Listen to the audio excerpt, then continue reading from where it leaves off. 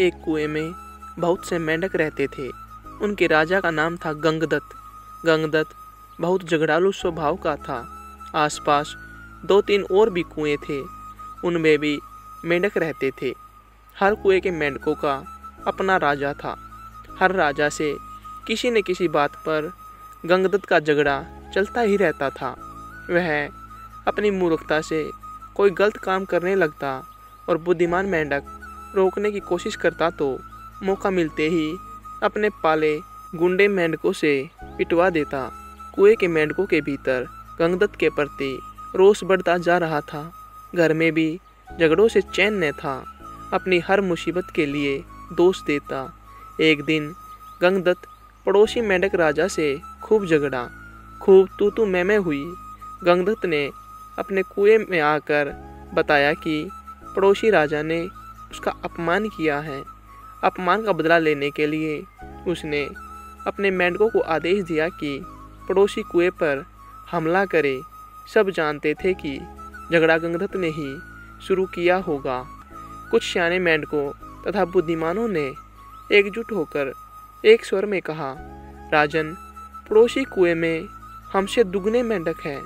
वे स्वस्थ व हमसे अधिक ताकतवर है। हम यह लड़ाई नहीं लड़ेंगे। गंगदत्त सन्न रह गया और बुरी तरह तिलमिला गया। मन ही मन उसने ठान ली कि इन गद्दारों को भी सबक सिखाना होगा। गंगदत्त ने अपने बेटों को बुलाकर भड़काया, बेटा, पड़ोसी राजा ने तुम्हारे पिताश्री का घोर अपमान किया है। जाओ, पड़ोसी राजा के बेटों की ऐसी पिटाई करो कि वे पानी मांगने लग जाए। गंगदत्त के बेटे एक दूसरे का मुंह देखने लगे। आखिर बड़े बेटे ने कहा, पिताश्री, आपने कभी हमें टर्राने की इजाज़त नहीं दी। टर्राने से ही मेंढकों में बल आता है, हौसला आता है और जोश आता है। आप ही बताइए कि बिना हौसले और जोश के हम किसी की क्या पिटाई कर पाएंगे। अब गंगदत्त सबसे चिढ़ गया। एक दिन वह कुड़ता और बड़बड़ाता कुएं से बाहर निकल इधर उधर घूमने लगा। उसे एक भयंकर नाग पास ही बने अपने बिल में घुसता नजर आया। उसकी आंखें चमकी। जब अपने दुश्मन बन गए हो तो दुश्मन को अपना बनाना चाहिए। यह सोच वह बिल के पास जाकर बोला, नागदेव, मेरा प्रणाम। नागदेव फुफकारा, अरे मेंढक, मैं तुम्हारा बैरी हूँ, तुम्हें खा जाता हूँ और तू मेरे बिल के आगे आकर मुझे आवाज़ दे रहा है। गंगदत्त टर्राया, हे नाग, कभी कभी शत्रुओं से ज़्यादा अपने दुख देने लगते हैं।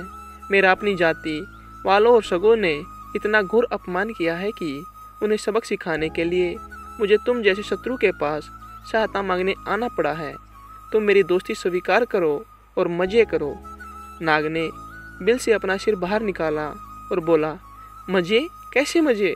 गंगदत्त ने कहा, मैं तुम्हें इतने मेंढक खिलाऊंगा कि तुम मोटाते मोटाते अजगर बन जाओगे। नाग ने शंका व्यक्त की, पानी में मैं जा नहीं सकता, कैसे पकड़ूंगा मेंढक? गंगदत्त ने ताली बजाई, नाग भाई, यही तो मेरी दोस्ती तुम्हारे काम आएगी। मैंने पड़ोसी राजाओं के कुओं पर नज़र रखने के लिए अपने जासूस मेंढकों से गुप्त सुरंगें खुदवा रखी है। हर कुएं तक उनका रास्ता जाता है। सुरंगें जहाँ मिलती है वहाँ एक कक्ष है। तुम वहाँ रहना और जिस जिस मेंढक को खाने के लिए कहूँ उन्हें खाते जाना। नाग गंगदत्त से दोस्ती के लिए तैयार हो गया, क्योंकि उसमें उसका लाभ ही लाभ था। एक मूर्ख बदले की भावना में अंधे होकर अपनों को दुश्मन के पेट के हवाले करने को तैयार हो तो दुश्मन क्यों न इसका लाभ उठाए। नाग गंगदत्त के साथ सुरंग कक्ष में जाकर बैठ गया। गंगदत्त ने पहले सारे पड़ोसी मेंढक राजाओं और उनकी प्रजाओं को खाने के लिए कहा। नाग कुछ सप्ताहों में सारे दूसरे कुओं के मेंढकों को सुरंग के रास्ते जा जाकर खा गया। जब सब समाप्त हो गए तो नाग गंगदत्त से बोला, अब किसे खाऊं? जल्दी बता। 24 घंटे पेट फुल रखने की आदत पड़ गई है। गंगदत्त ने कहा, अब मेरे कुएं के सभी सियाने और बुद्धिमान मेंढकों को खाओ। वह खाए जा चुके तो प्रजा की बारी आई। गंगदत्त ने सोचा, प्रजा की ऐसी की तैसी हर समय कुछ न कुछ शिकायत करती रहती है। उनको खाने के बाद नाग ने खाना मांगा तो गंगदत्त बोला, नाग मित्र, अब केवल मेरा कुनबा और मेरे मित्र बचे हैं। खेल खत्म और मेंढक हजम। नाग ने फन फैलाया और फुफकारने लगा, मेंढक, मैं अब कहीं नहीं जाने का, तू अब खाने का इंतजाम कर, वरना। गंगदत्त की बोलती बंद हो गई। उसने नाग को अपने मित्र खिलाए, फिर उसके बेटे नाग के पेट में गए। गंगदत्त ने सोचा कि मैं और मेंढकी जिंदा रहे तो बेटे और पैदा कर लेंगे। बेटे खाने के बाद नाग फुफकारा, और खाना कहाँ है? गंगदत्त ने डरकर मेंढकी की ओर इशारा किया।